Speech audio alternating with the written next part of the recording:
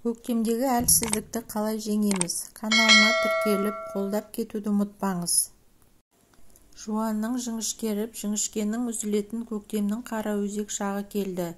Осы мезгілде кейбір адамдардың жұмысқа қабілеті төмендеп, ұйқы қанбау, тез шаршау секілді енжарлық пайда бола бастайды. Дәрігерлер мұның барлығы ағзадағы дәрумендер қорының азаюынан болатынын айтады. Ал дәрумен тапшылығы түрлі ауруларды өршітеді. Көктемде иммунитет неге әлсірейді? Әлсіздіктен қалай құтылуға болады? Дәрумен тапшылығын қалай жоямыз? Және қыстағы тойымды рационды көктемде қандай құнарлы тағамдар жеу керек?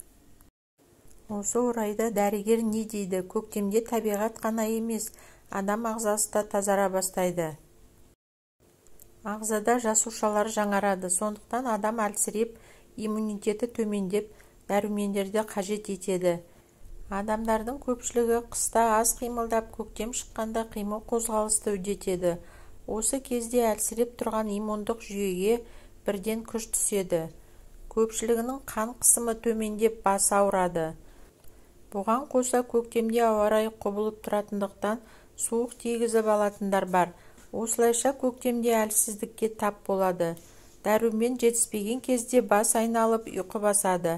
Адам тез шаршайды, жүйкесі жұқарып, сәл нәрсеге ашуланады. Шаш жиі түсіп, көздің көруі нашарлайды.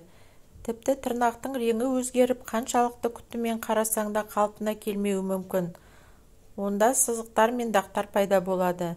Дененің терісі құрғап, тіпті қабыршақтанып кетеді. Мұндай кезде бұрыннан созылмалы аурумен ауыратын адамдардың дерті қайта қосса, кейбіреулері жаңадан ауру жұқтыруы мүмкін. Көктемдегі дәрумен тапшылығы кезінде адам ең алдымен салауатты өмір салтын ұстанып, жүйелі тамақтану керек. Мүмкіндігінше табиғи тағамдарды пайдаланғаны жөн. Оның ішінде ұлттық сусындарымыз шұбат пен қымыз ішіп тұрса, иммунитет күшейеді. Ағзасында кальций жетіспейтін адамдар тары жегені дұрыс. Бұған қоса ас мәзірінде көкөністерді жиі пайдалану керек. Құрамында дәрумендері көп тамақты талғап жеу керек. Мәселен, сәбіз ең пайдалы көкөніс. Оның құрамында В1, В2, В6, С, Е, ПП, К дәрумендерімен қатар минералды тұз да бар. Сәбіз көздің көруін жақсартып, терінің жақсаруына әсер етеді. Қызылша шаршауды басып, күйзелістен құтқаратынын көбіміз біле бермейміз. Көктемде барлық адамның бойында әлсіздік пайда болады. Оның ішінде созылмалы сырқатқа шалдыққандарға тіпті қиын. Сондықтан гастрит, панкреатит, холециститпен ауыратын және асқазан жарасы бар науқастар дұрыс тамақтануға мұқият көңіл бөлгендері жөн.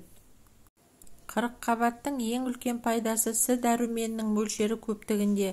Оған қоса қырыққабатта Е, В1, В2, В3, П, ПП, Н, каротин, Д провитаминдері бар. Сондай-ақ қырыққабаттың құрамында крахмал болмағандықтан және сахарозаның мөлшері аз болғандықтан ол қант диабетімен ауыратын адамдар үшін өте пайдалы. Күніне таңертең немесе кешке 3 дана жаңғақ жеңіз. Бір алма жеуді әдетке айландырған дұрыс. Күн сайын таңғы шай орнына қайнаған жылы суға 1 қасық бал қосып ішсеңіз өте пайдалы. Үстіне жарты лимон шырынын сығып қосуыңызға болады. Ол жасушалардың жаңаруы мен жасаруына жақсы көмектеседі. Дәрігердің айтуынша көктемде әлсіреудің тағы бір себебі адамдар қыста күннің қуатын аз алады. Соның салдарынан дәрумендер ағзаға сіңбейді. Мәселен, Д дәрумені күн сәулесі арқылы бойға жақсы сіңеді екен. Ал қыста бойдағы дәрумендердің қоры таусылып, көктем туған кезде адамның басы айналып ұйқы басады. Мәселен, сүттің құрамында Д дәрумені кальций жетіспеушілігінің алдын алады. Егер әлсіздіктен дер кезінде құтылмаса, адам жүрек ауруына шалдығуы мүмкін. Өйткені әлсіздік жүрекке күш түсіреді. Сондай-ақ дәруменнің жетіспеушілігі әлсіздікке, бүйрек пен қан тамырларының ауруларына әкеп соғады. Мұндай кезде жұмыртқа мен балықты молырақ жеу керек. Темір жетіспеген кезде де ағза әлсірейді. Ал йод жетіспеген кезде ашушаңдық және ұйқышылдық пайда болады. Егер көгертіп алған жеріңіз көпке дейін қалыпқа келмесе, сізде С дәрумені жетіспейді.